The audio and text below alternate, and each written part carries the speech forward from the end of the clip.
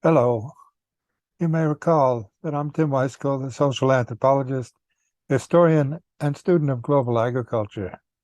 And I'm a member of the Ticknor Society in Boston, which you will have found out about by going to ticknor.org, where you can read that the Society is an organization of book collectors, booksellers, librarians, historians, archivists, conservators, printers, publishers, writers, and all lovers and readers of books. That's where I qualified. I'm a lover and reader of books. And then I tried to answer in an earlier video why I got into book collecting and how I got into book collecting over the course of the last 57 or 60 years. You can look it up. It's online.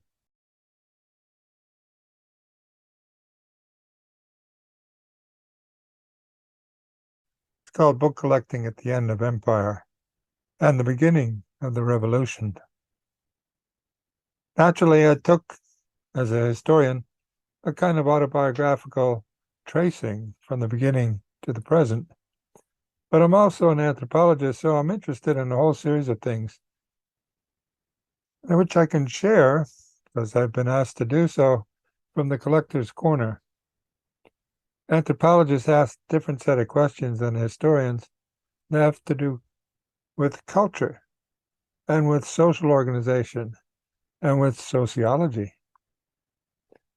One of the things I'd like to talk about from the Collector's Corner is this general problem, well beyond my own collection. It's called the problem of collection creep. And we'll divide it into two parts. Part one, the general symptoms, with some case studies, as anthropologists are used to doing. And from the Collector's Corner, you can reflect on your own circumstance and see whether, in fact, it's at all parallel or whether you've already solved the problems that I seem to be coming up against in dealing with collection creep. This, of course, covers books, as you might expect in a society devoted to books, but it also includes maps, prints, photos, artifacts, and in fact, a whole lot of other things. So we're going to look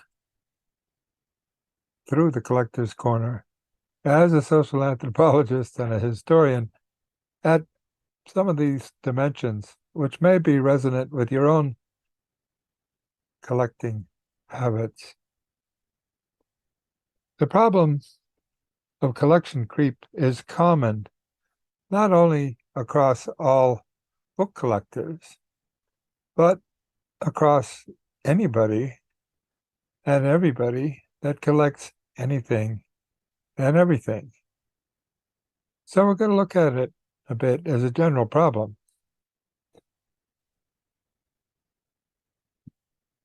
This is what we can do from the Collector's Corner and share problems in order to, in conversation, come up with some solutions.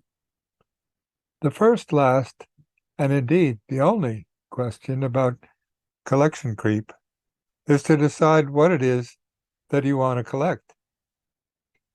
Simple, right? Well, it should be simple, but maybe it's not when you look into it too much. Consider the case of Bill Morgan collectors. Now, Bill Morgan may not be a term that jumps to your mind as soon as you say collectors, but there are people who collect these things, and you can find out about them very quickly on the internet. The problem of collection creep is pretty well illustrated by those who collect a song, a ragtime song, written in 1906. This was just at the beginning of recorded music, so there are several different dimensions of the problem. Let's take a look.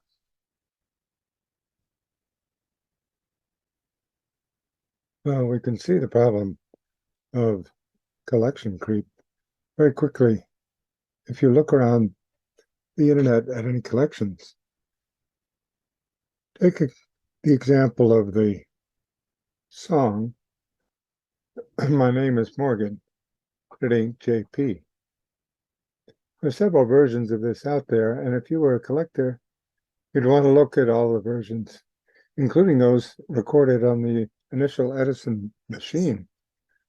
You could listen to any of them as well and get access to them through YouTube. It's pretty extraordinary that the electronic revolution makes all of this possible. And in the process, you could compare one with the other, and the revival and the new folk wave that took over in the 60s. Let's go back and look at some of these things, and you'll see the problem of creep. Because if you were collecting this material, you might want to get to the original. Well, what's the original? Well, perhaps it's the original recording. Let's take a look. My name is Morgan, but it ain't JP, sung by Bob Roberts at a Sun record.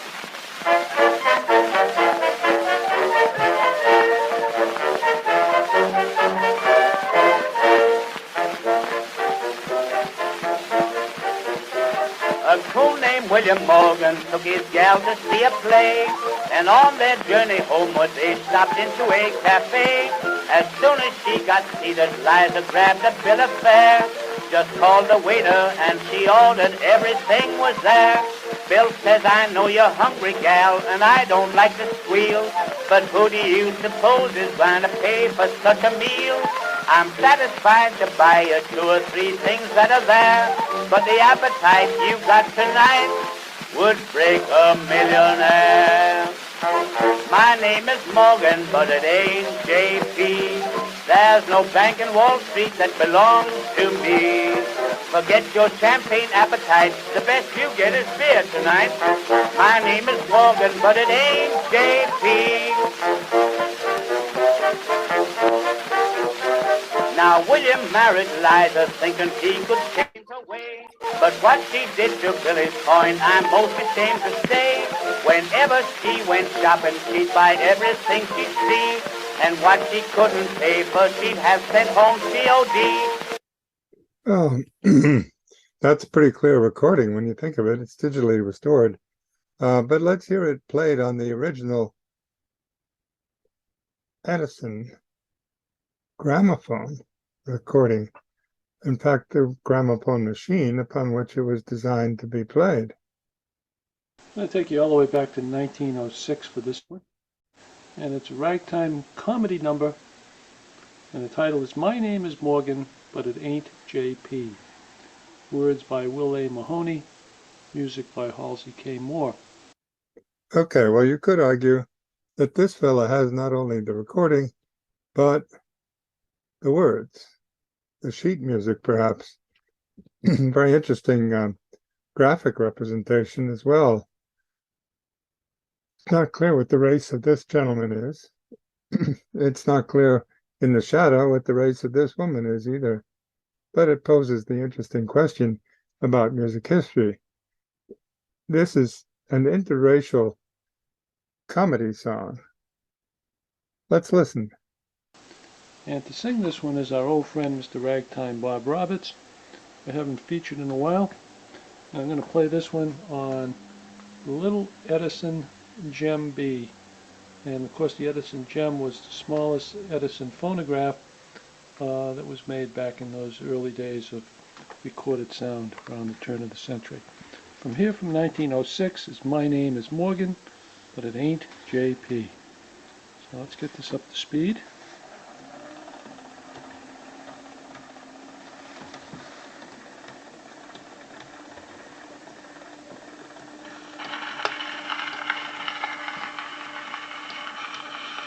My name is Morgan, but it ain't JP, sung by Bob Roberts at a Sun record.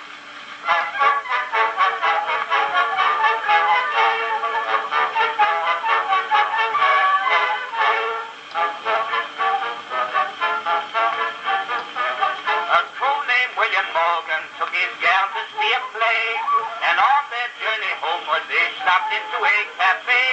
As soon as she got seated, Liza grabbed a bill of fare, just called the waiter and she ordered everything was there. Bill says, I know you're hungry, gal, and I don't like to squeal, but who do you suppose is going to pay for such a meal? I'm satisfied to buy you 2 or 3 things that are there, but the appetite you got tonight would break a millionaire. My name is Morgan, but it ain't J.P. There's no bank in Wall Street that belongs to me.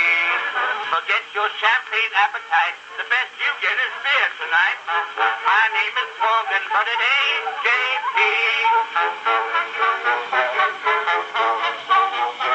Now William married Liza thinking he could change her ways, but what she did to Billy's coin I'm most ashamed to say. Whenever she went shopping she'd buy everything she'd see, and what she couldn't pay for she'd have sent home COD. One day 2 big delivery wagons backed up to Bill's door. They asked him to accept the goods while they went back for more. It didn't take Bill very long to get his hat and coat. When Liza came back home that night, she found this little note. My name is Morgan, but it ain't J.P. You must think I own a railroad company. You might know me pretty long, but you got my initials wrong. My name is Morgan, but it ain't J.P. Well, you get the idea. Very interesting panning on these photos. You may instead want the folk revival of it. If you're a collector, by the 1960s, there were groups that were being recorded by Smithsonian Folkways, and you can get hold of their material as well, and listen to how it compares musically, in terms of the words, in terms of the instrumentation.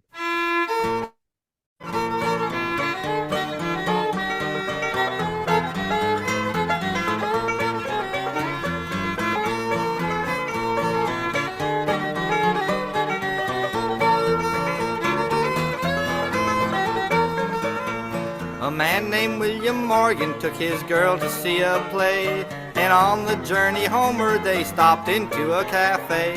As soon as they got seated, Liza grabbed the bill of fare. She called the waiter and she ordered everything was there. Bill says, I know you're hungry, girl, and I don't like to squeal, but who do you suppose is going to pay for such a meal? You may have known me pretty long, but you sure have got my initials wrong. My name is Morgan, but it ain't J.P. My name is Morgan, but it ain't J.P. You must think I own a railroad company. You may have known me pretty long, but you sure have got my initials wrong. My name is Morgan, but it ain't J.P.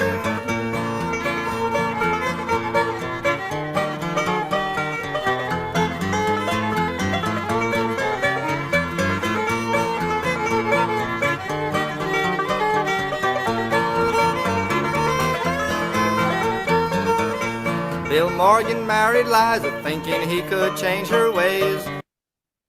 Well, there you get the example of a changed arrangement and a video sequence in back of it with different pictures that give you a whole different feel of the operation.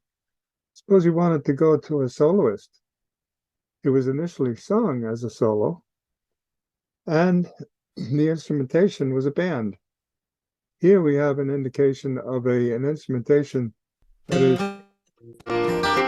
single guitar, actually double guitars and a mandolin, but very different in the video than the original.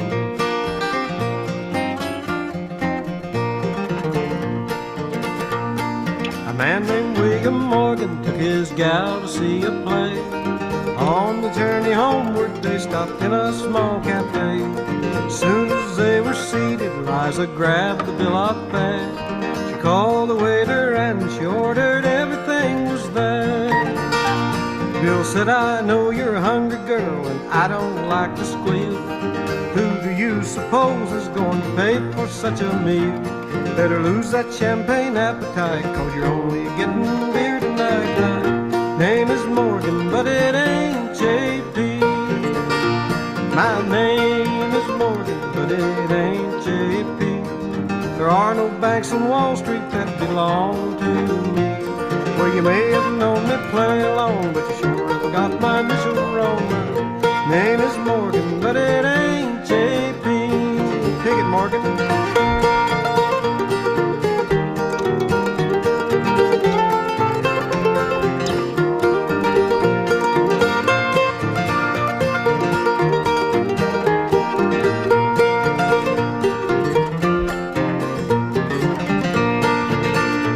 Now Billy married Liza, thinking he could change her ways. What she did to William first, I'm most ashamed to say. Each day she'd go out shopping and buy everything she'd see. And what she couldn't pay for, she had sent home COD. One day 6 big delivery wagons pulled up to Bill's door and asked if he'd accept the goods while they went back for more. It didn't take Bill very long to grab his hat and coat, and when Miss Liza she returned, she found this little note. My name is Morgan, but it ain't JP. Now you must think I own a railroad company. Well, you may have known me plenty long, but you sure have got my name wrong. My name is Morgan, but it ain't JP.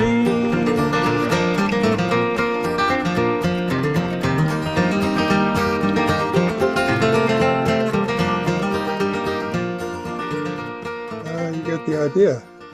The words are different, the arrangement's different, the music is a lot more rhythmically bouncy, and anybody cut by, as it were, the problem of collection creep starts to want to have all of these different ones. Should you settle for the visibly connected machine, the original voice of the original singer, or where do you stop your creep? This becomes the problem. So the basic question is, how do you bound the collection? Even if you could obtain a whole range of different things, you very quickly get off into the question of whether you should get the sheet music, whether you should try to collect the machines upon which the early cylinders were recorded and then played, the context in which they were recorded and played. Who bought these things? They were made for commercial use. The whole sociology around it, kind of the social structure of consumable art, is a very interesting one that would draw collectors off in a lot of different directions. If you don't bound your collection in some manner, you're likely to run into the problem of what George Carlin calls stuff. You probably heard his comic routine about this. It's actually pretty instructive when you think about it for a moment. Let's listen. I would have been out here a little bit sooner, but they gave me the wrong dressing room, and I couldn't find any place to put my stuff. And I don't know how you are, but I need a place to put my stuff. So that's what I've been doing back there, just trying to find a place for my stuff. You know how important that is. That's the whole meaning of life, isn't it? Trying to find a place for your stuff. That's all your house is. Your house is just a place for your stuff.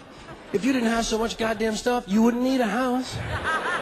You could just walk around all the time. That's all your house is. It's a pile of stuff with a cover on it. You see that when you take off in an airplane and you look down and you see everybody's got a little pile of stuff. Everybody's got their own pile of stuff. And when you leave your stuff, you got to lock it up. Wouldn't want somebody to come by and take some of your stuff. They always take the good stuff. They don't bother with that crap you're saving. Ain't nobody interested in your 4th grade arithmetic papers. They're looking for the good stuff. That's all your house is. It's a place to keep your stuff while you go out and get more stuff. Now, Sometimes you've got to move. You got to get a bigger house. Why? Too much stuff. You've got to move all your stuff. And maybe put some of your stuff in storage. Now imagine that. There's a whole industry based on keeping an eye on your stuff. Enough about your stuff. Let's talk about other people's stuff. Did you ever notice when you go to somebody else's house, you never quite feel 100% at home? You know why? No room for your stuff. Somebody else's stuff is all over the place. And what awful stuff it is. Where did they get this stuff? And if you have to stay overnight at someone's house, you know, unexpectedly, and they give you a little room to sleep in that they don't use that often, someone died in it 11 years ago, and they haven't moved any of his stuff. Or wherever they give you to sleep, usually right near the bed there's a dresser, and there's never any room on the dresser for your stuff. Someone else's shit is on the dresser. Have you noticed that their stuff is shit and your shit is stuff?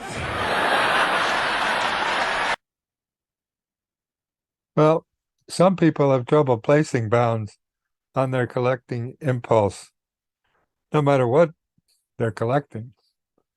Book collectors often have this problem. Consider Jim in New Jersey, which we learn about from a great movie you should all have a chance to see, called The Booksellers. It's a great movie, documentary.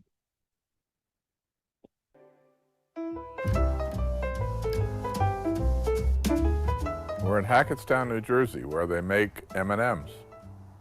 You can't go to the factory, though. They don't allow tours. We have our warehouses here. And we have about 300,000 books in 3 different units, from valuable books to $20 books.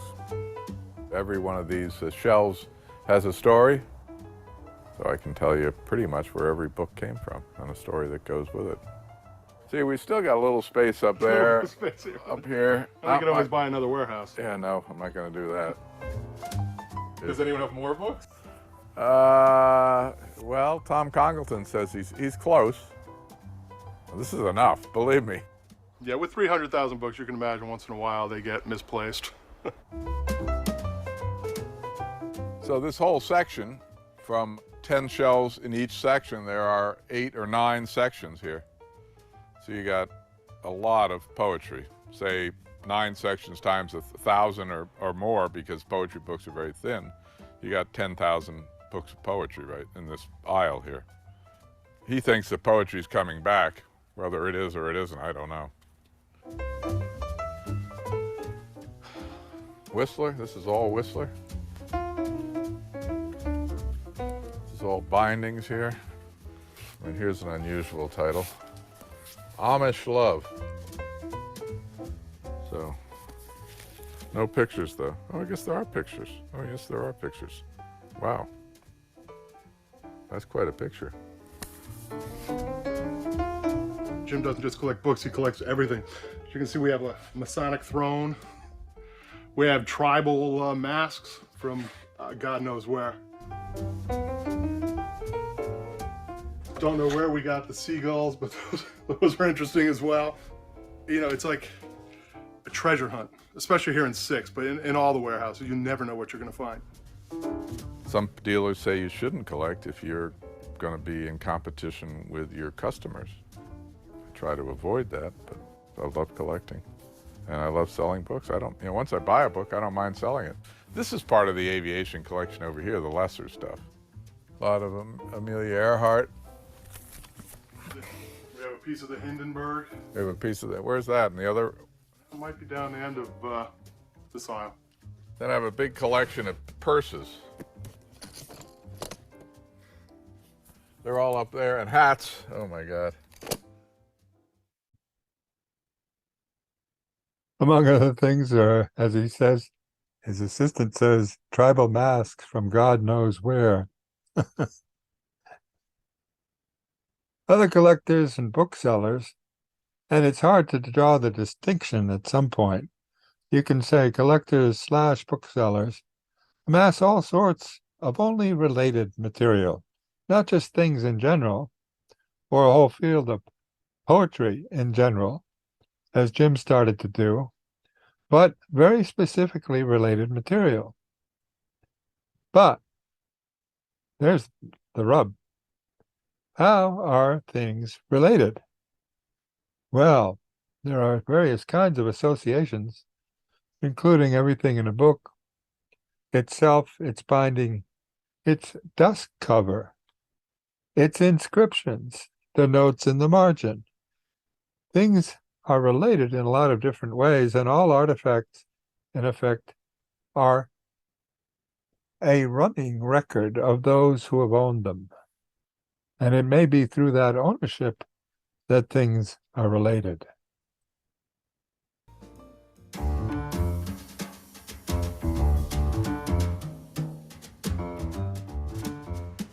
I bought the most expensive American book ever sold in 1989 for a customer. It was Poe's first book called Tamerlane. They call it the black tulip of rare books of American literature. There are a handful of copies. And it had been found in a junk shop. It's a famous story. The guy paid $15 for it, and I paid $200,000 for it. It makes a great coaster. In the upper cover, someone had put down a glass, and there's a ring of the glass around the cover. The range of material that comes across my desk is maybe broader than for some people. I'm one of several people who've handled books bound in human skin. I've had 2 of them come across my desk. Both of them were English bindings on the Hans Holbein Dance of Death. One was bound by George Sutcliffe, the great English bookbinder, and it had a roundel of a skull made of bone and teeth. It was a powerful philosophical object. And some people didn't want to come within 6 feet of it, and others said, the natural question is, can I touch it? These are jeweled bindings. In the history of the book, these are the most beautiful bindings. In each copy of a jeweled binding, you would take a book to Zangorski and Sutcliffe, and they would encase it in 24-karat gold. They would put rubies and different gems all around the book, and you would then open the book between the gold. I think people are probably surprised to know that rare books go through vogues. I think they think, well, they're just old books. But there is definitely the time when, like, a perfect dust jacket was the thing in the trade in the 80s and even into the early 90s. Used to be, they were just like the wrapping paper that the book came in. They were to keep the dust off while it was in the store. And then you threw that away and you had a pristine copy. If you take a copy, best example is F. Scott Fitzgerald's Great Gatsby. The first edition, in very nice condition, is a $5,000 book. A first edition with a tattered dust jacket, maybe a $15,000 book. The first edition with a fine dust jacket, complete what have you, is a $150,000 book. And it comes back, I believe, to the visual object of the dust jacket. It's art. And thank God for collectors and rare book dealers who kept jackets and made us aware of the value, not just monetarily, but of information. That's why I like jackets, is because, you know, someone's first book, they say very different things in their bio than they do in their 10th book. And I think that that kind of biographical information sometimes only appears there. Let's try to cover a book in Mylar. We use the 5mm.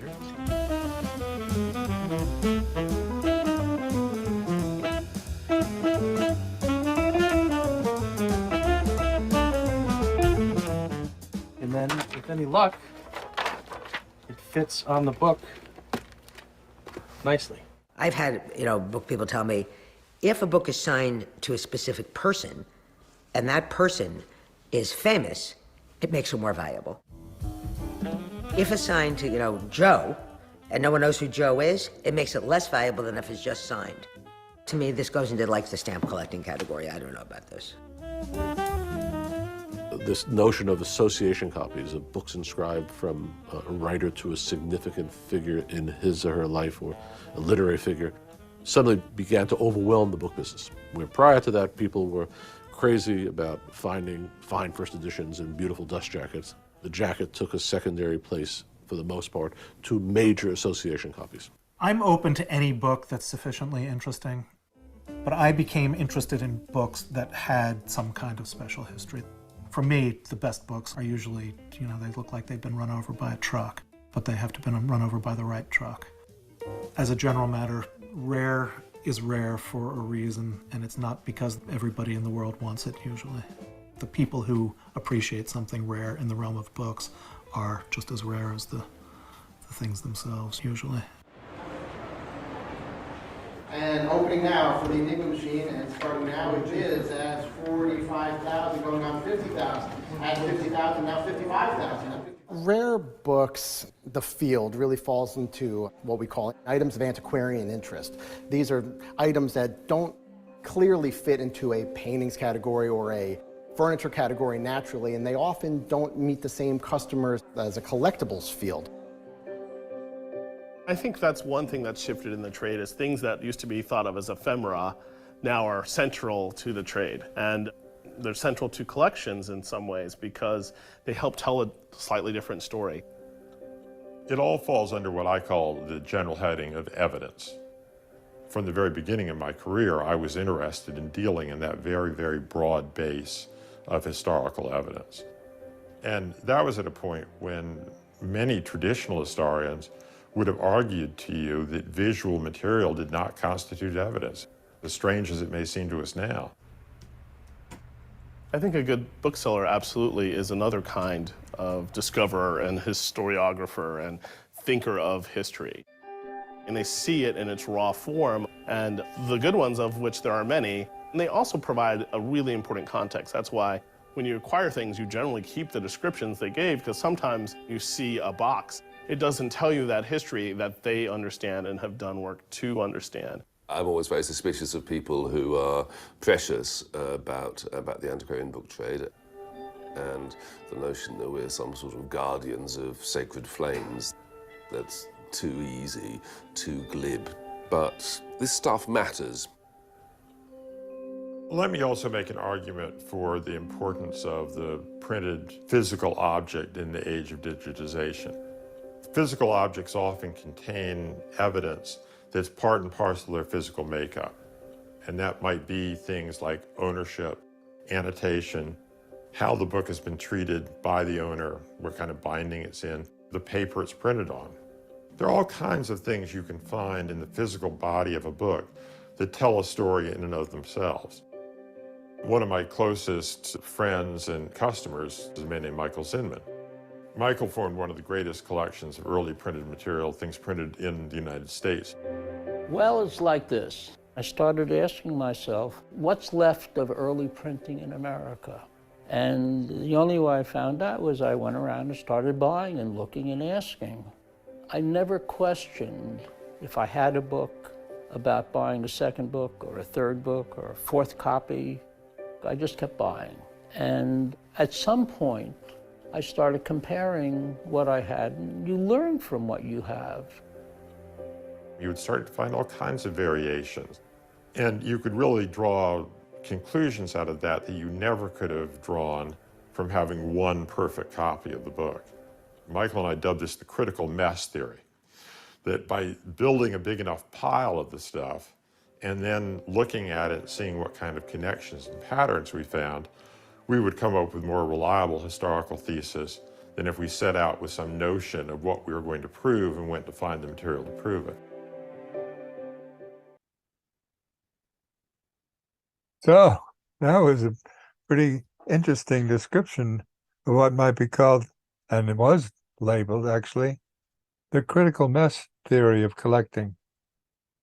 You collect things that you don't know quite how they're related, but as the critical mess builds up, you get a chance to see how they're related in ways you never could have predicted or anyone would have known before the critical miss in the critical mass gets assembled. Now, from the general to the particular.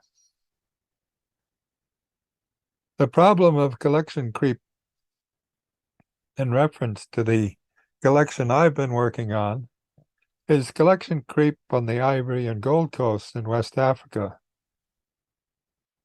We can start with the problem of books, I suppose, but we'll have to get on in future sessions as well to maps, prints, photos, and a whole range of other things that are, in fact, related to the books we started with.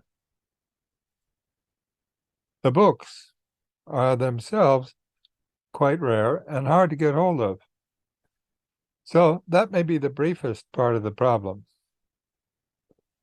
Next time, we'll start with some of those books and look in detail at what might be learned about collection creep. Thank you very much.